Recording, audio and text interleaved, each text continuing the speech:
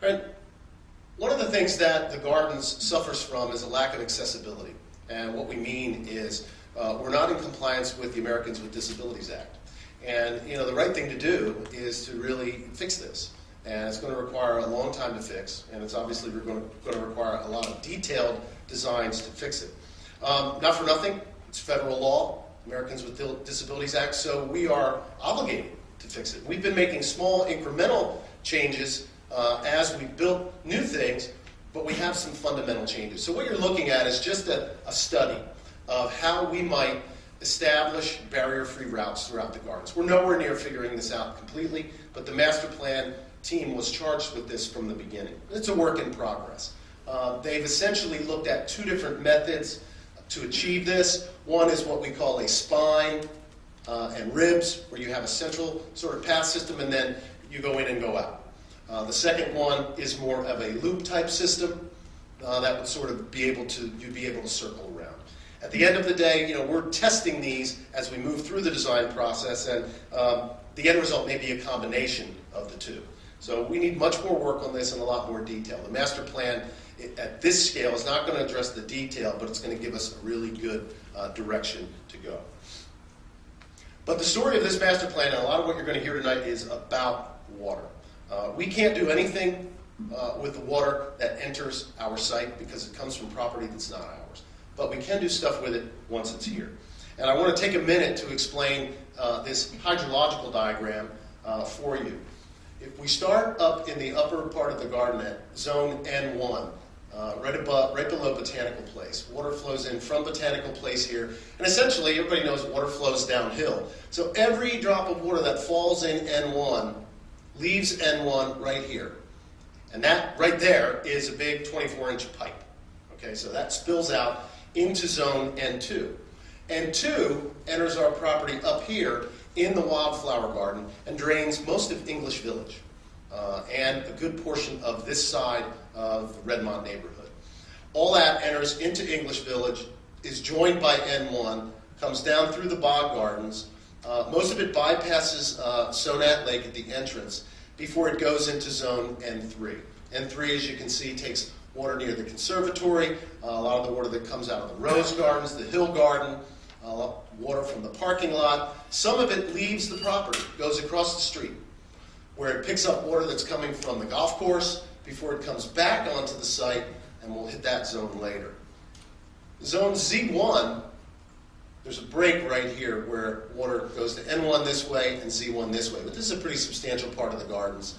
Southern Living Garden is here, all of the Alabama woodlands. Some of it, including a lot of water from the roof of this building, does make its way into the Alabama woodlands and sinks into the ground. So all the water runoff from our roof here does already go to the Alabama woodlands. That's a really good thing.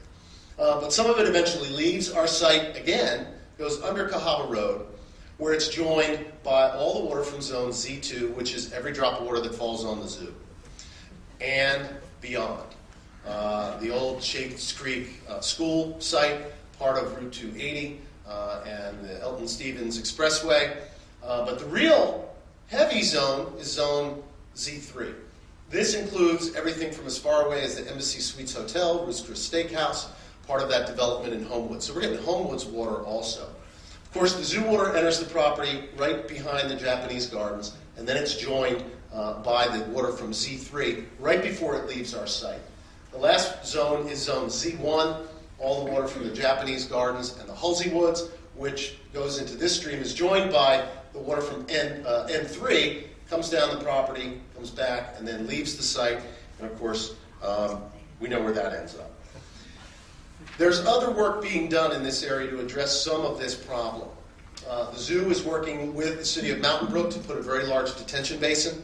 That's going to help the zoo. That's going to help Mountain Brook Village. Mountain Brook Village is also doing some work on drainage work. That's going to help Mountain Brook Village. None of that work is going to help us. And as I said, we can't do anything with the water that's entering our property, but we can do a lot once it gets to us. And we're thrilled that the zoo and Mountain Brook are working together and solving this problem, because it's an important problem to work to solve. The Cole Wildflower Garden, which is up here, that water is contained in a very well-crafted sluiceway, if you will. It's almost a historic structure. It's one of the older structures that we have here. Nothing will change with that. That's good the way it is. We love it. So we're not going to do anything with that. Our problems begin right there in the area we call the bog gardens. Here's the stream corridor in the bog gardens. It's characterized by erosion. Trees are toppling over. Structures are crumbling. It's really an unsustainable, unmanageable, more importantly, unusable area for us. Can't do anything with this area because it's so in danger of just falling apart. Here's the bridge that leads you from the formal garden into the bog gardens. I've seen this bridge almost underwater, and it's scary. So we've obviously got to deal with this. And of course, all the water ends up here. And the zoo project, Mountain Brooks project, that's going to help. I'm not a hydrologist, but it's not going to fully solve that problem. Mountain Brook Village will still flood. But everything we can do is certainly going to lower and decrease the volume of water that gets there. And if you imagine, it's like a series of trains leaving different stations and all arriving at the next station at the same time.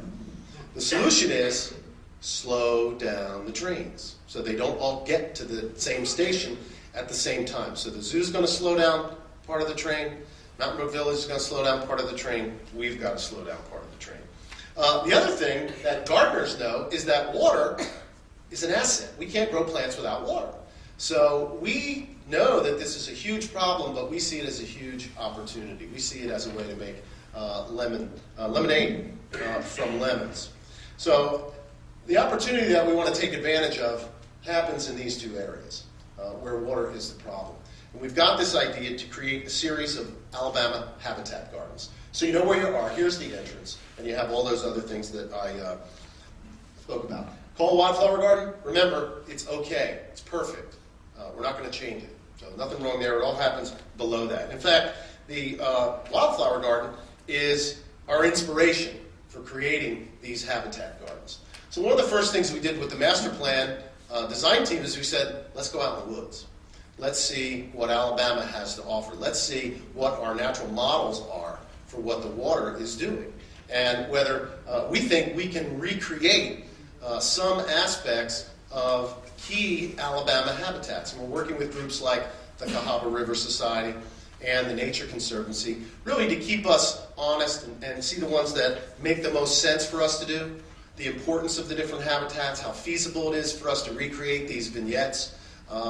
We're obviously not going to recreate Bon Secours National Wildlife Reserve here. It's impractical to try to recreate a southern Alabama habitat, but can we create a limestone glade reminiscent of what's in Bibb County and the rare plants that grow there? I think we can. Can we grow Cahaba lilies? Maybe. If anybody in Alabama ought to, we ought to. Can we grow hillside pitcher plants and other pitcher plants? Sure we can. Can we do sandstone outcrops and the rare plants that are native there? Yeah, we do a lot of them already.